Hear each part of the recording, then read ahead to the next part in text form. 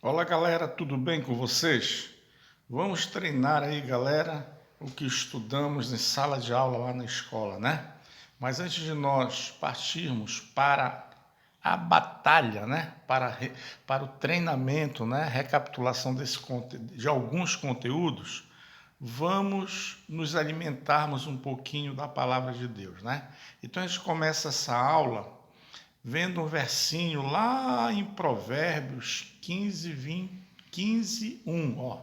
Provérbios 15, 1, que diz o seguinte, pessoal: olha, a resposta branda desvia o furor, mas a palavra dura suscita a ira. Então, com este pensamento, né, que procuremos colocar em nossas mentes e nossos corações, de que Deus realmente nos dê paciência e coloque em nossas bocas palavras boas quando nós nos referirmos ao nosso próximo. Então vamos lá, pessoal, é o seguinte, eu escolhi aqui alguns conteúdos que foram vistos essa semana que passou aí, né? Lembra que nós trabalhamos com ângulos, né? Então o ângulo, ele é representado por duas semirretas aqui, ó, duas semirretas, partindo de um mesmo ponto, olha, o ponto V. Aqui pode ser qualquer letra, pode ser ponto N, representado por N, M, N, O, qualquer letra. E sobre cada semirreta, eu coloquei um ponto e representei por uma letra, tá bom? Ó, um ponto e representei pela letra B. E esta abertura aqui é o que nós chamamos de ângulo. Só que temos três representações de ângulos, tá? Três formas de representar o ângulo. No nosso exemplo aqui, ó, você pode observar aí, ó. Nós temos quem? A primeira representação desta situação aqui, tá? Eu quero representar, delimitar esse espaço aqui, ó, esse ângulo. Esse ângulo é formado, né, pelos pontos, olha, VAB. Mas como é que fica a representação? A representação fica o vértice no meio com o chapeuzinho, AB. Como é que a gente lê isso aqui? Ângulo VAB, não é AVB. E se sempre a leitura vai ser pela letra do meio, ó, no caso V. Por isso que eu li, ó, ângulo VAB. Temos também o ângulo que VBA. Tá aqui, ó, ângulo VBA. E o terceiro é o próprio vértice, só com um chapeuzinho. Aqui eu tenho o que? O ângulo V, né? Como é que a gente lê isso aqui, ó? Lê-se ângulo V. Beleza? Continuando, lembra do nosso assunto da semana passada? Nós colocamos alguns tipos de ângulos, né? Tipos de ângulos, alguns tipos de ângulo. Tipos de ângulo. Vocês lembram quais são os tipos de ângulos que nós estudamos semana passada? Estamos recapitulando aqui. O primeiro, ó, não sei se vocês lembram. O primeiro é chamado de ângulo reto. Por que ele é um ângulo reto, pessoal? Porque ele mede exatamente 90 graus, tá bom? E a representação deste ângulo reto é assim, ó, pessoal. São retas perpendiculares, ó, vertical e horizontal. E bem aqui nessa abertura tem um ângulo de 90 graus que a gente representa assim, ó, com esse quadradozinho aí, ou um pontinho no meio. Não vai aparecer o 90 graus, já apareceu este símbolo, você já relaciona com 90 graus, tá bom? Teve o outro, lembra do outro? Como foi que nós chamamos o outro? Ângulo raso, lembra disso? Ou o que? Meia volta. Aí nós pegamos o que? O exemplo do transferidor, né? Então, o ângulo de meia volta, ele mede exatamente 180 graus, né? A representação dele é essa daqui, pessoal. O vértice aqui no meio, tá aqui as duas semirretas, ó. Essas duas semirretas, só que elas estão nessa posição. Essa abertura aqui, ó, que é formada por esse símbolo aqui, ó, meio transferidor, lembra? Meio transferidor, então mede o quê? 180 graus. Não vai aparecer o número 180 graus, vai aparecer este símbolo. Então você já sabe que ele vale quanto? 180 graus. Qual foi o terceiro ângulo? Vocês lembram do terceiro ângulo? O terceiro ângulo, vocês lembram? Isso, exatamente isso aí que você falou, tá? Exatamente. Foi o nosso quê? Foi o nosso ângulo agudo, né? Este ângulo agudo é um ângulo que menor que 90 graus, olha, menor que 90 graus, tá bom? Então, a representação ficaria assim, ó, um ângulo qualquer, ó, menor que 90 graus. Ó. Vamos dizer que aqui meça 50 graus. É um ângulo menor que 90 graus, certo? Compreendido entre 0 e 90, maior que 0 e menor que 90 graus. E o próximo, né? O quarto ângulo que nós estudamos, ele é chamado de ângulo obtuso, ou seja, o ângulo obtuso é um ângulo maior que 180 graus. Não é isso? É um ângulo que obtuso, né? Na realidade, ele não é maior que 180 graus, ele é maior que 90 graus, né? Um exemplo aqui, ó. Vamos supor aqui, ó. Está aqui a semirreta, está aqui o vértice e uma abertura maior que 90 graus, mais ou menos assim, ó. Então, este ângulo aqui maior que 90 graus, porque 90 graus está aqui, ó, pessoal. Aqui é 90 graus, ó.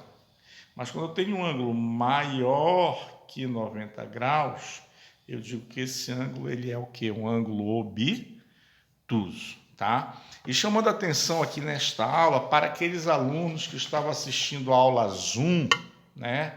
Só teve um horário no Zoom, nós continuamos, né? Apresentamos mais duas situações de ângulos, né? Que você poderia já, ó, verificar aqui, ó.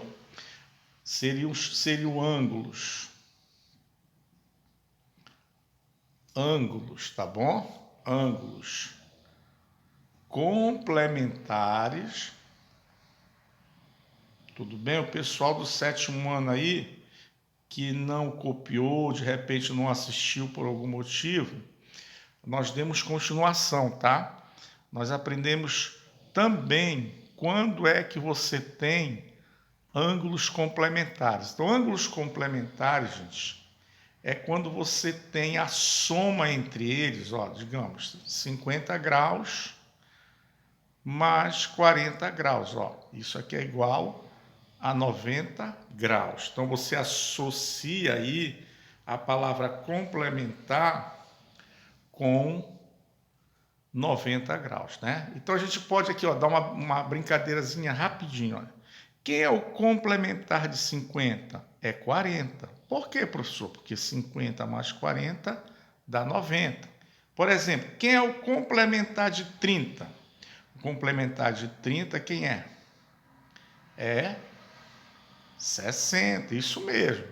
Você falou 60 aí, não foi? Por quê? Porque se você somar 60 mais 30, dá 90. Ou ao contrário, se você pegar 90, subtrair 30, ou subtrair 60, dá 30. E se subtrair de 30, vai dar 60. Tá bom? Então, ângulos complementares são ângulos cuja soma entre eles dá exatamente igual a 90 graus. Esses são chamados de ângulos complementares, ok? E o último aí que nós vimos, né?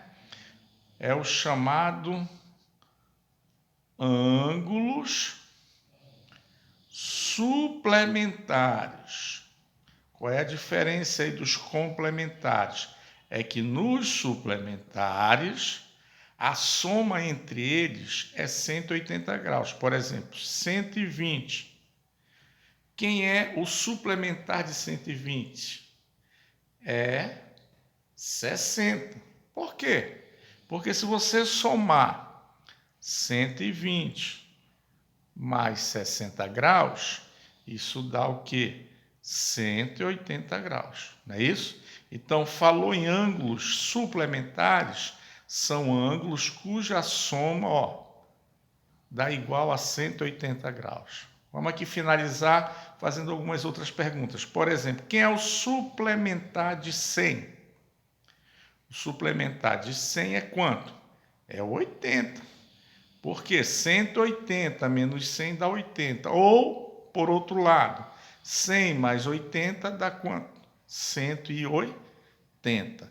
Pessoal, essa foi a aula que nós vimos, resumidamente, de ângulos, né? Tipos de ângulos. Lá no livro de vocês, no capítulo 2, ele é um pouco extenso. De lá, por enquanto, a gente vai ficar só nesse primeiro momento para a avaliação, para um momento privilegiado, que é a nossa AV1 do dia 23, tá bom? Então, no capítulo 2, eu vou parar até os ângulos complementares e suplementares, ok? E na próxima aula, logo mais, nós vamos também dar uma pincelada, uma lembrada em circunferência. São os elementos de uma circunferência, que eu já vou adiantar aqui para vocês, né? Que ainda está no capítulo 2 do livro de vocês, não é isso? São as circunferências. Por exemplo, eu vou desenhar aqui, uma circunferência, tá bom? Outra circunferência, outra circunferência, outra circunferência. Tudo bem? Então aqui eu tenho 4 circunferências. Qual é o objetivo agora desse momento, dessa aula aqui, que se encontra lá no capítulo 2 do livro de vocês? É identificar os elementos de uma circunferência. Por exemplo, numa circunferência eu tenho o elemento que fica no meio, que eu digo que é o quê? O centro, né? Eu digo que é o centro da circunferência, centro da circunferência, tá? Posso representar por qualquer letra, a letra C, qualquer letra você representa esse ponto aí. Também numa circunferência, isso aqui é importante, olha, eu tenho aquele segmento que sai do centro, e toca a circunferência só num ponto. Esse segmento que pode ser, para cá, pode ser para cá. Quantos segmentos aconteceu isso? O nome desses segmentos aqui são chamados de raios, não é isso? Raio. Então, o que é o raio? É um segmento que sai do centro e toca a circunferência num ponto só. Mas também eu tenho outro segmento, pessoal, né, que passa pelo centro, tá? Passa pelo centro, e toca a circunferência em 2 pontos. O centro é aqui da circunferência, tá, pessoal? Tudo bem? Então, olha só, esse segmento ele sai daqui, passa pelo centro e vai até o outro lado da circunferência. Então, esse segmento, pessoal, a gente chama de diâmetro. Não é isso?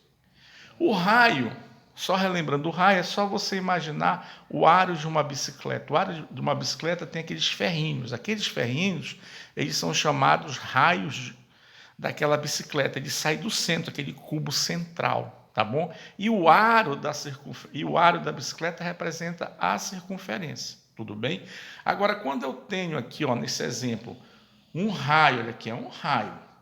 E aqui eu tenho outro raio, todo na mesma direção, partindo aqui, se você pegar este raio, somar com este raio, você tem 2 raios, ou seja, este segmento aqui que eu chamo de diâmetro, tá?